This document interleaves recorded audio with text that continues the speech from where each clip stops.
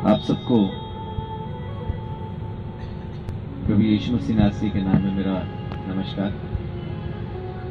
मंच पर मौजूद सब गुरुजनों को मेरा सादर प्रणाम। खासतौर से गुरुजी, आपको मेरा प्रणाम। आप जो ये बड़ा काम कर रहे हैं, जो लोगों की समझ के बाहर है, परमेश्वर आपको बहुत आशीष, बड़ी तरक्की, अच्छी सेहत, तंदुरुस्ती दे, ताकि सालों साल आप ऐसा काम करते रहें।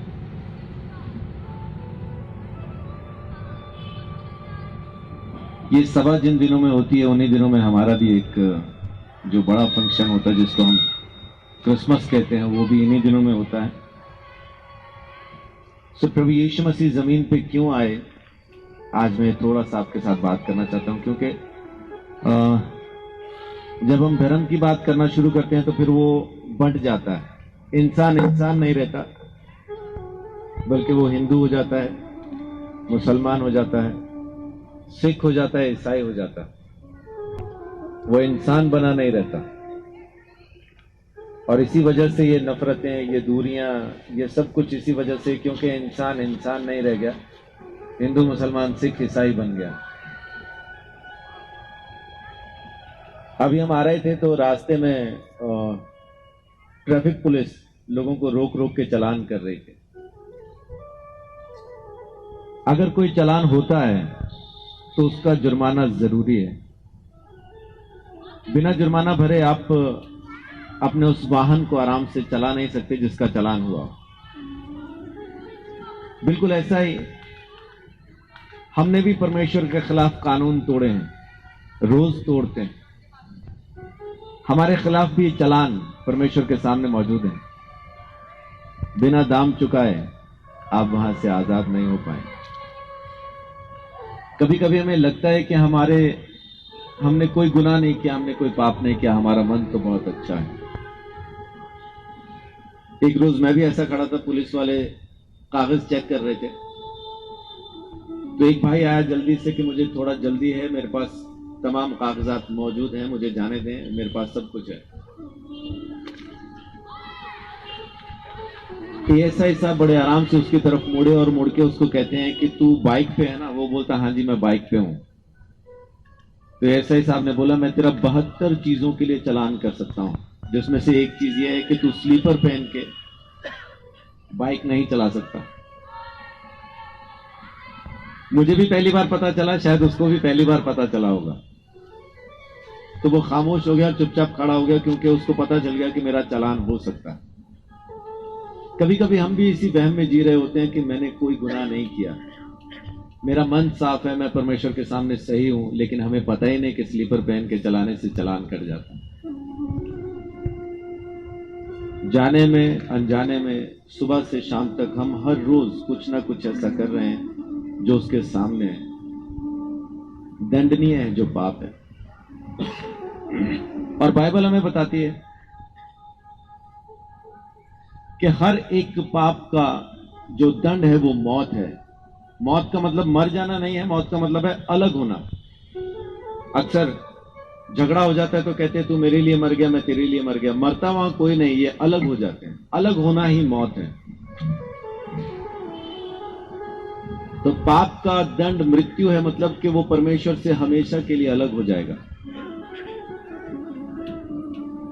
उसका दाम चुकाने के लिए प्रभु यीशु मसीह जमीन पे आया। वो जो चालान हमारे खिलाफ कटे हुए हैं, जमीन पे रह के अगर हम अपने कर्मों से उसको निपटाना चाहें तो श्रीमद् भगवत गीता में श्री कृष्ण कहते हैं परमेश्वर भले या बुरे काम स्वीकार ही नहीं करता। तो वो दाम खुद परमेश्वर का खून है, ये ऋग्वेद हमें बताता है। दैत्यारण्य का उपनिषद का 3रा श्लोक कहता है कि खून बहाए बगैर पापों से छुटकारा नहीं मिलेगा, लेकिन वो खून खुद परमेश्वर का होना चाहिए।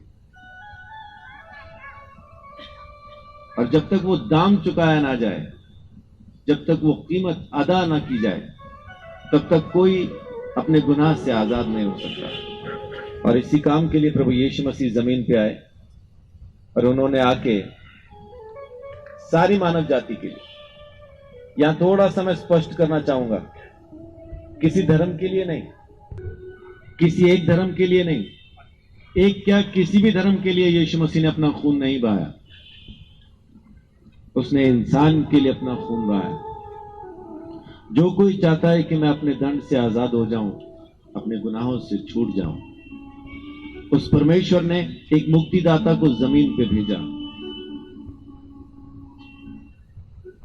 उसके लहू बहाने से सारी मानव जाति अपने पाप के दंड से आजाद हो गई। मेरे जैसे बहुत से आए, बहुत से आते रहेंगे जो मार्ग बताएंगे, ये मार्ग वो मार्ग, लेकिन यीशु मसीह ने कहा मार्ग मैं हूं। वो खुद परमेश्वर की तरफ से मार्ग बन के जमीन पे आया ताकि हम उसके द्वारा खरीदे जाएं और परमेश्वर की संतान बन जाएं। लेकिन हम लोग परमेश्वर को तलाशने की बजाय, क्योंकि अपन लोग थोड़ा सुस्त लोग हैं, हमें पकी पकाई चाहिए, परमेश्वर को तलाशना नहीं चाहते, बल्कि जो कुछ सामने आ जाए उसी को परमेश्वर मान के अपन आराम से पूजने के लिए तैयार है। क्यों? क्योंकि ये आसान है ना हमारे लिए। हमें परमेश्वर की तलाश नहीं है, हमें परमेश्वर की जरूरत है। जिस रोज आपको परमेश्वर की तलाश हो जाएगी, उस रोज वो आपको मिल जाएगा। अभी तक तो सिर्फ जरूरत है, मेरा ये काम हो जाए, मेरा वो काम हो जाए, ये चढ़ा देंगे, वो उतार लेंगे, उधर जाएंगे, ये कर लेंगे, ऐसा बहुत कुछ। यानी जरूरत के लिए हम परमेश्वर को याद कर रहे हैं, उसको याद करने के लिए याद नहीं कर रहे हैं। जिस रोज आप परमेश्वर को तलाशेंगे, जिस रोज आपका रिश्ता उससे हो जाएगा, उस रोज सब कुछ हो जाएगा। और वो धर्म में नहीं आएगा, मैं ईमानदारी से आपको बता रहा हूं, यहां आपको कहता हूं, उसके सामने ये प्रकट हो जाएगा कि किसी भी धर्म के लोग उसके सामने नहीं होंगे, ना हिंदू, ना मुसलमान, ना सिख, ना ईसाई। उसके सामने सिर्फ वो लोग होंगे जिन्होंने अपने पाप को स्वीकार कर, उस मुक्ति के दंड को, उस दाम को स्वीकार कर उस परमेश्वर के पास आने के लिए अपने आप को चुन लिया। परमेश्वर से प्रेम करें, परमेश्वर से मोहब्बत करें, उसके साथ एक रिश्ता बनाएं।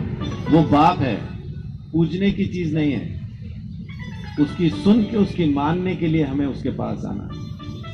परमेश्वर को हम सब मानते हैं, अब परमेश्वर की कौन कौन मानता है, वो उसकी संतान। परमेश्वर को मानना और परमेश्वर की मानना, इन दोनों में जमीन आसमान का फर्क। जिस रोज आप परमेश्वर की मानने लगेंगे, उस रोज सब सही हो जाएगा। फिर आप धर्मों से और सब चीजों से निकल आएंगे, फिर आपको कोई परेशानी नहीं रहेगी। फिर आप ये कह नहीं पाएंगे कि मैं हिंदू हूं या मुसलमान हूं या सिख हूं या ईसाई। मुझे अक्सर लोग पूछते हैं कि आप लोग, मुझसे पूछा जाता है कि आप ईसाई हैं, तो मेरा जवाब होता है बनने की कोशिश कर रहा हूं भाई।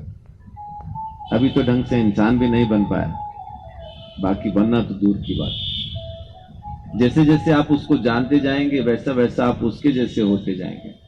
तो परमेश्वर का हम सब के लिए एक ही प्लान है, एक ही योजना है कि हम होते होते होते, बनते बनते बनते, बदलते बदलते बदलते उसके जैसे बन जाए। आज मैं यही संदेश देना चाहता हूं कि परमेश्वर ने अपने मुक्तिदाता को, अपने बेटे को जमीन पे भेजा, जिसने दाम चुका के, अपना खून बहा के संसार के अंदर से पापियों को खरीद के परमेश्वर की संतान बनाया।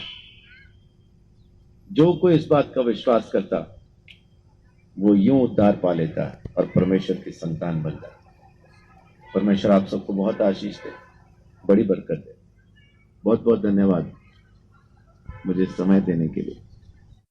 दोस्तों, अभी इस वीडियो में आपने देख लिया होगा कि ब्रदर संजीव चौधरी ने कितने अच्छे तरीके से प्रचार किया, और ये एक प्रोग्राम है सर्वधर्म सभा, उसमें उन्होंने ये इनको मौका मिला बोलने का, और उन्होंने कितने अच्छी तरीके से समझाया सच्चे परमेश्वर, जीवित परमेश्वर के बारे में। मैं सोचता हूँ आपको बहुत आशीष मिली होगी, और जो भी आपको आशीष मिली है वो आप कमेंट करके ज़रूर बताइए।